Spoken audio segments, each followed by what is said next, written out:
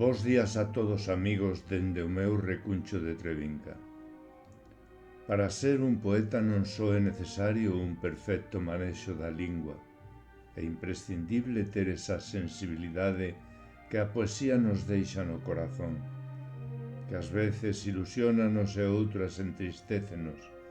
Pertencer a un grupo cultural, como a nós, a xente do redor, é un gran privilexio, xa que compártese espazo con mestres da palabra como a Olga Novoa, dos que sempre resulta un constante aprendizaxe.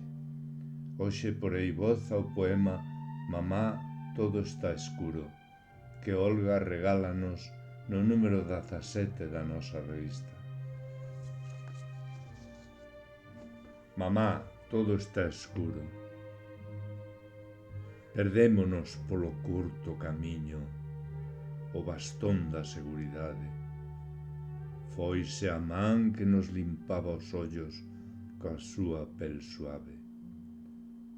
Foise de súpeto esa doce voz que dounos a vida amarga. Roubáronnos o seu acougo, lincháronnos en unha bala.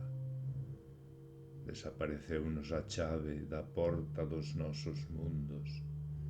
Non atopamos o que calme o mar de choros profundos.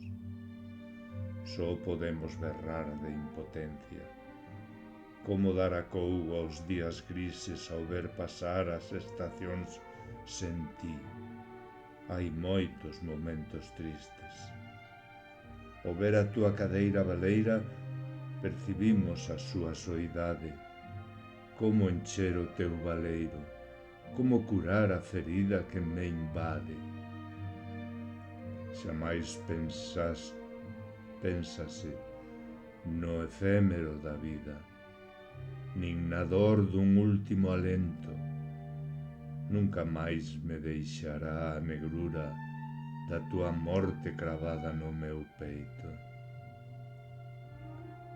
Extrañanos os seus bicos, deixáchenos un gran oco, e ao perder os teus mimos, mamá, perdémolo todo.